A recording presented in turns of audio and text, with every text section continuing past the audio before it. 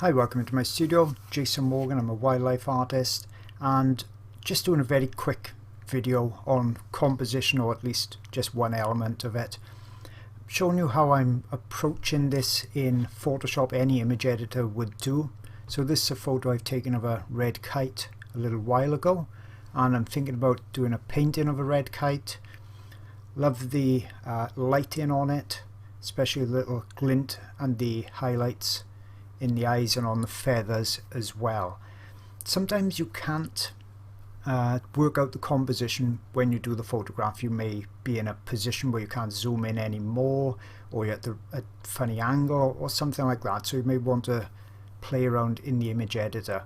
Now, years ago, before computers really took off, I'd have to do things like this in with just pencils, or do small paintings as well to work out crops and see if it would look balanced and okay to go ahead with the final work, because obviously some paintings, large paintings, could take a long time. In the image editing we've got now, we can do all these things really quickly. So first of all, I know there's a few ways I could do this painting. I could do a portrait that will crop it like that. So up top left here, this is the standard looking crop tool you see in all your image editors. Okay, so just pick that and then you can play around with this. So that would work. What you want to look out for is not to do things like have lines end in a corner perfectly like that.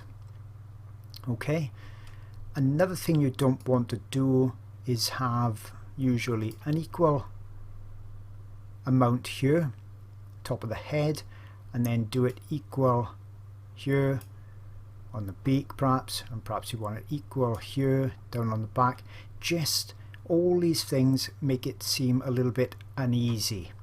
Okay, what you want is variety. So you could, for instance, just drag the front out like that, and if you look at these lines that have come down automatically on this image editor, these are called the rule of thirds. So it's broken up into 3. Across and down is the thing that I find the easiest to just check out compositions and try different things. Usually I find if you've got your center of interest, and when you've got an animal, that's usually the eyes, if you've got those near to a rule of third, that usually means it's going to be a nice dynamic composition. So if I drag this over, you can see it's losing, for me anyway, because obviously composition is quite subjective, it loses its power. A couple of other things you may want to do is usually have a bird or the animal have room to look into, or to walk into, or to fly into. So in this case it'd be on the right rather than on the left. Now this doesn't always work, but it's a general rule that you want more space in front of the animal, space for it to, like I say, move into. So there's a couple of quick tips. I'm thinking of doing, because this is quite detailed and I want to look at more of a portrait, so I want to show people how to paint feathers. I've done it in pastel, I wanted to do something in oil, so I'm thinking of cropping it. Okay, so I could, let's make an awkward looking composition for a start. So if I did that and I apply it, you can see how that the bird is down, he's being lost, he's almost being completely bisected here centrally. You don't really want a bullseye by there. So if I just get those lines out the way and play around with the composition a bit more, and perhaps look at the rule of thirds. So the rule of third would say I want that eye bisecting or landing on one of these lines going down, not necessarily across, but let's look at that as well. So if I put the eye like that, now to me it's good, but it's awkward because he's got so much room at the top that's irrelevant. I always say to myself, or think, is this actually serving any purpose up here, the space? And to me it looks better when it's down there. Now I could drag this out a bit more, that still works.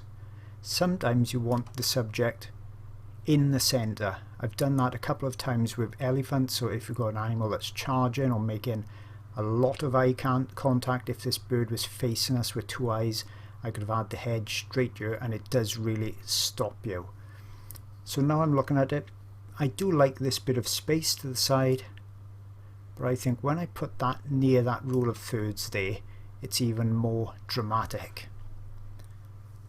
So let's crop that, and I'm going to zoom in a bit more and take another look. Okay, so now I'm getting closer to how I want it. I can see I'm not landing in a corner anyway. This is a bit smaller than this. I haven't got that distance repeated anyway, so that looks like a really good composition. It's dramatic. The bird is flowing well.